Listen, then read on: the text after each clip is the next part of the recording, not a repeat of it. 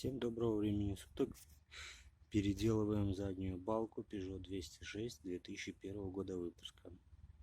Переделываю вместо подшипников, ставлю капролоновую втулку.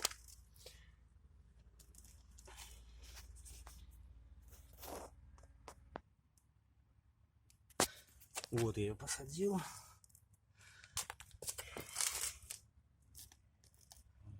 Немножко длинноватая получилось, придется обрезать подсальник, оставлять место.